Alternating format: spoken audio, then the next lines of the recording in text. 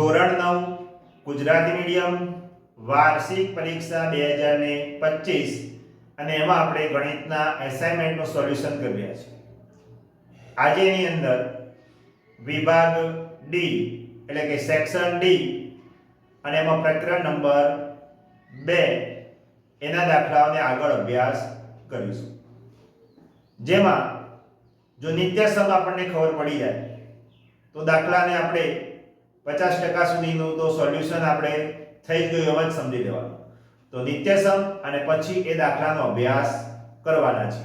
તો સૌથી પહેલા ચોથા દાખલાની રકમમાં કહ્યું છે વિસ્તરણ કરો અને વિસ્તરણમાં પહેલા દાખલાની રકમ આપી છે a + 2b - 3c આખા બ્રેકેટનો વર્ગ.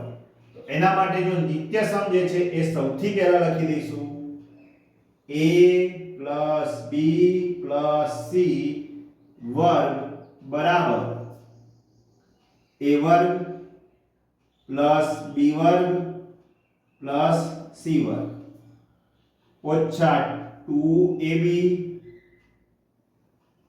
વત્તા 2bc વત્તા 2ca. આ નિત્યસમનો ઉપયોગ કરીને આપણે આ જે આપેલું વિસ્તરણ છે a + 2b - 3c આખા કૌંસનો વર્ગ એનું વિસ્તરણ કરવાનું છે. તો અહીંથી દાખલાની શરૂઆત કરીશું. પહેલું પદ છે a, તો a નો વર્ગ એટલે a ના સ્થાને તો a જ થઈ ગયા. પછી છે b, તો b ના સ્થાને છે 2b, તો લખાશે 2b નો વર્ગ. નિત્યસમમાં કિંમતો જ મૂકવાની છે. ત્યાર પછી c, તો c ના સ્થાને છે -3c નો વર્ગ પ્લસ 2, સૂત્રના 2 છે, a ના સ્થાને a, b ના સ્થાને 2b. આ કિંમત મૂકી દીધી. બરાબર, ક્લિયર થતું હોય તો ચોક્કસ કમેન્ટ કરો કે ભાઈ અહીં સુધી અમને ક્લિયર છે. ત્યાર પછી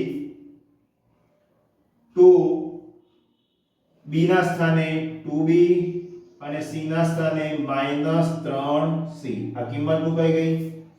ત્યાર પછીનું છેલ્લું પદ છે છઠ્ઠા પદમાં +2 -3c અને a. તો આ રીતે આપણે કિંમતો મૂકવાની. જે ઉપરનો નિત્યસમ આપણે લખ્યો છે એ નિત્યસમમાં a ના સ્થાને a, b ના સ્થાને 2b, c ના સ્થાને 3c. હવે વર્ગ થતો હોય ત્યાં વર્ગ કરીએ તો a નો વર્ગ 2b નો વર્ગ, તો વર્ગ કરીએ મળે આપણને 4b નો વર્ગ.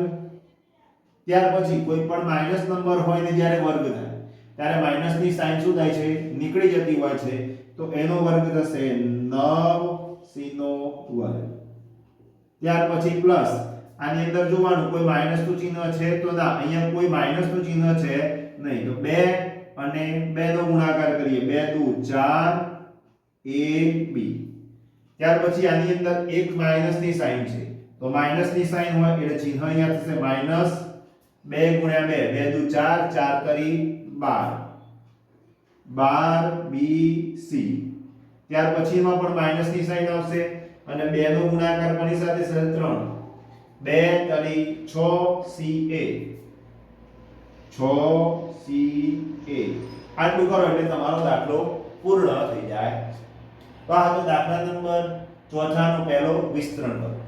ચોથાનો બીજા દાખલાની રકમ છે 1/2a - 1/4b નો ઘન. તો બીજા દાખલાનો અભ્યાસ શરૂ કરીએ. એમાં 1/2a - 1/4b અને એનો આપ્યો છે ઘન. આનું વિસ્તરણ કરવાનું હોય ત્યારે એનો નિત્ય સમય સાઈડ પર લખીએ આપણે. x - y એનો ઘન બરાબર x ઘન - y ઘન -3xy બ્રેકેટમાં x - y. આ નિત્યસમનો ઉપયોગ થશે અને જ્યાં x છે ત્યાં કિંમત છે 1/2a, જ્યાં y છે ત્યાં 1/4b. એટલે કે આ બધા જે પણ નિત્યસમ છે જ્યાં x ને y છે એટલે કિંમતો કોની મૂકવાની 1/2a અને 1/4b. તો ગણતરી શરૂઆત કરીએ. સૌથી પહેલા આપણને 1/2a એનો થઈ જશે ઘન, x ના સ્થાને મૂકાઈ ગઈ કિંમત y ના સ્થાને 1/4 b એનો ઘન થશે માઈનસ નિત્યસમના 3 a નું સ્થાન છે તો a ના સ્થાને કિંમત જોઈ લો 1/2 a મૂકી દેવાના છે b ના સ્થાને 1/4 b મૂકી દીધા ત્યાર પછી બ્રેકેટમાં આવે છે તો ફરીથી બ્રેકેટમાં x ની કિંમત 1/2 a ઓછા 1/4 b તો જ્યાં x ને y છે ત્યાં કિંમતો મૂકી દીધી આટલું સરળ અને સહેલું છે ત્યાર પછી ઘન કરીએ 1 નો ઘન 1 2 નો ઘન થશે 8 અને a ની 3 ઘાત ઓછા 1 નો ઘન 1 4 નો ઘન કરીએ તો થશે 64 b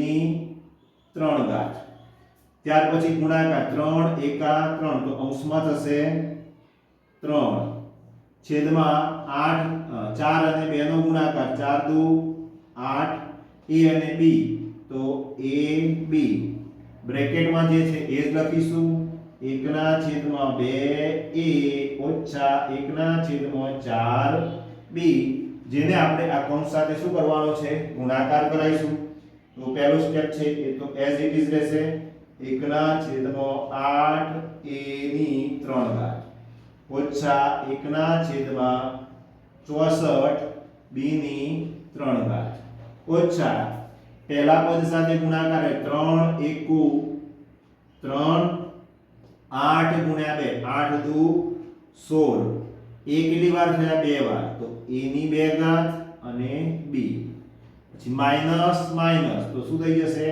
પ્લસ થશે 3 એકા 3 છેદમાં 8 ચોક 32 આમાં ab છે અહીંયા b છે એટલે b બે વાર થાય છે તો a b ની 2 ઘાત તો આ થઈ ગયો દાખલા નંબર 4 નો બીજો એનું પણ આ રીતે વિસ્તરણ કરી શકાય તો આ દાખલા નંબર 4 એમાં વિસ્તરણ કરવાનો પહેલો ને બીજો દાખલો જેનો આપણે નિત્યસમનો પણ ઉપયોગ કર્યો કે ભાઈ કયો નિત્યસમ વપરાશે એની સમજૂતી લીધી અને પછી એનો અભ્યાસ કર્યો છે તો આ રીતે આપણે ખૂબ સરળતાથી દાખલાનો અભ્યાસ કરી શકતા હોઈએ છીએ જો નિત્યસમ આપણને ખ્યાલ હોય તો એટલે સૌથી પહેલા વિદ્યાર્થી મિત્રો નિત્યસમો યાદ કરો અને એ દાખલાની પ્રેક્ટિસ કરો જેથી તમને સારામાં સારા ગુણ પરીક્ષાની અંદર તમે પ્રાપ્ત કરી શકો છો